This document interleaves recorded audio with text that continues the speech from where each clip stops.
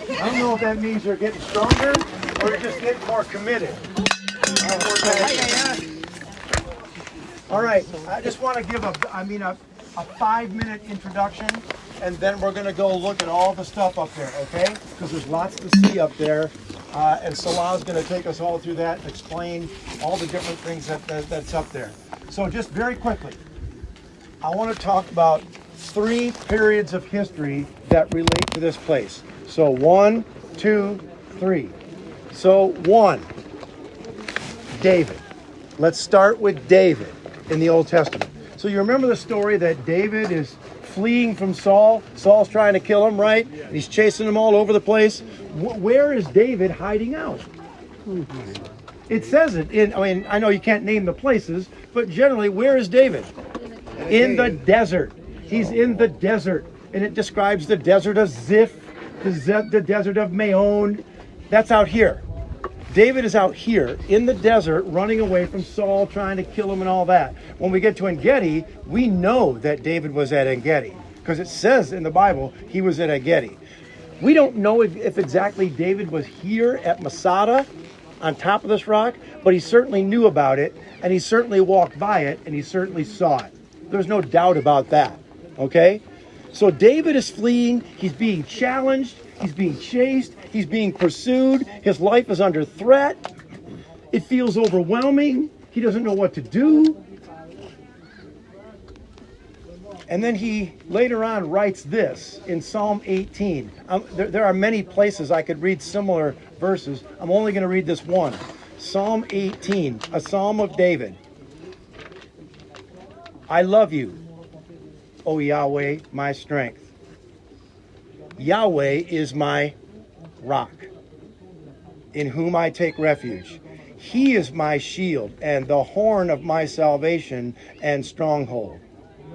I called to the Lord, who is worthy of praise, and I am saved from my enemies.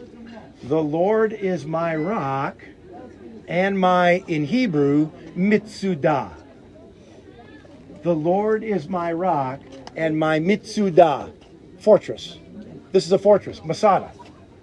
So the Hebrew Mitsudah, Masada, means fortress or stronghold. So who did David trust when his life was under threat? God.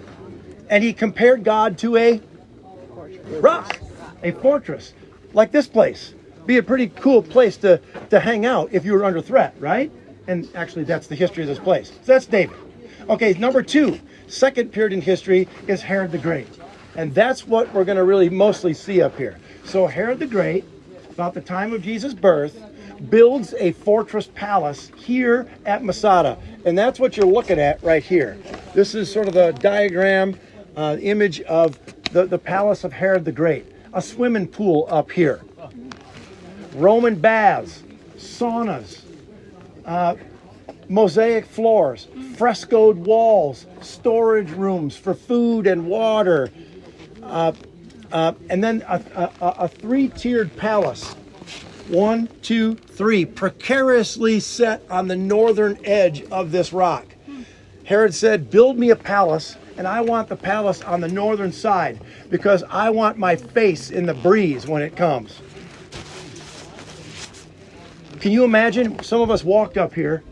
Can you imagine the construction of this thing? No. So Herod the Great builds this thing as a defense because he felt like, in a way, even though he's the king, his life was under threat. He was paranoid too, right? Because he was a half-Jew. He was an Idumean. So he never knew when the Jews might revolt against him and he would have to make his escape back to Idumea.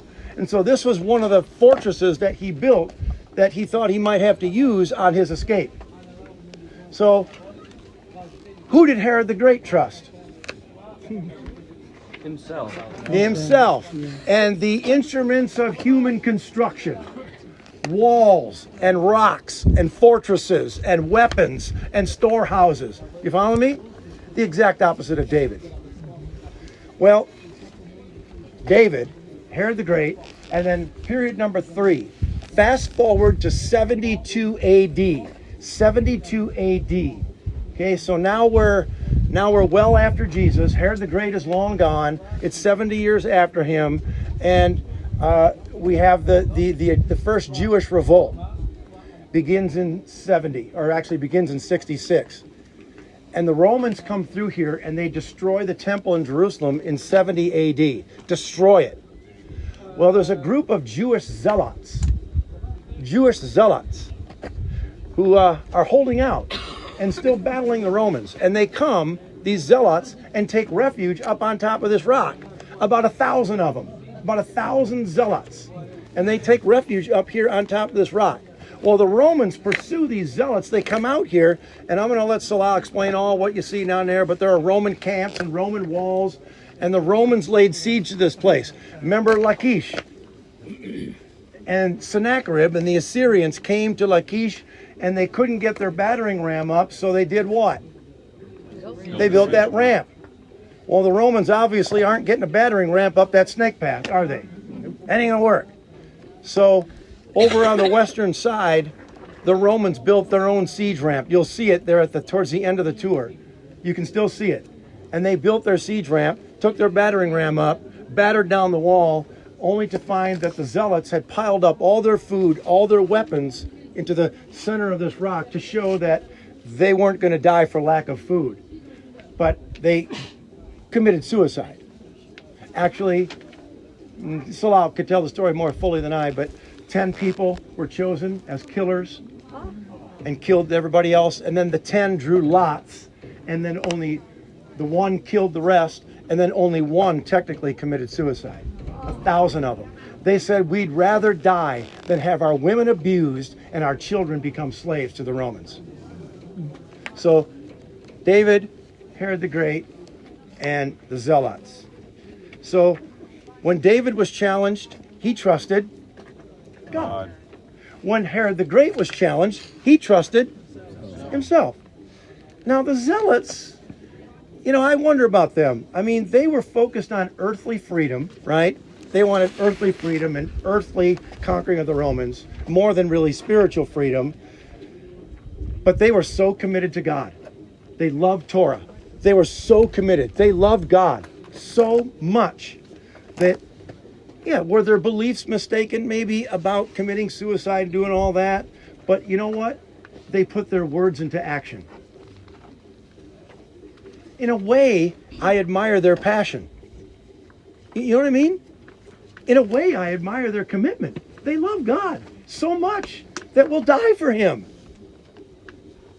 I know it was a little bit misconstrued, and they, but at least they had that passion, right? How does the first question and answer of the Heidelberg Catechism go? I belong. Come on, help me. Body and soul, in life and in death, to my faithful Savior Jesus Christ. Do you? Will you give your body and soul in life and in death to your faithful Savior, Jesus Christ? Well, the zealots did. And so in a way, I admire their passion. David trusted Yahweh. Herod trusted himself. And I guess those zealots, in a way, were misguided, but at least they were committed. And they put their words into action. Does that make sense? So those are the three periods of history. Keep that in mind as we go through this place. And Salah is going to take us through all the stuff up there. Amazing stuff. And you'll see what we just talked about, especially the Herod the Great stuff. All right? Let's do it. Quick question. Question. Did they find a bunch of dead bodies and skulls up here? Yes. Wow. Where? Right here. I'm curious where they all slaughtered themselves. Yeah, right here. On top. Like we're standing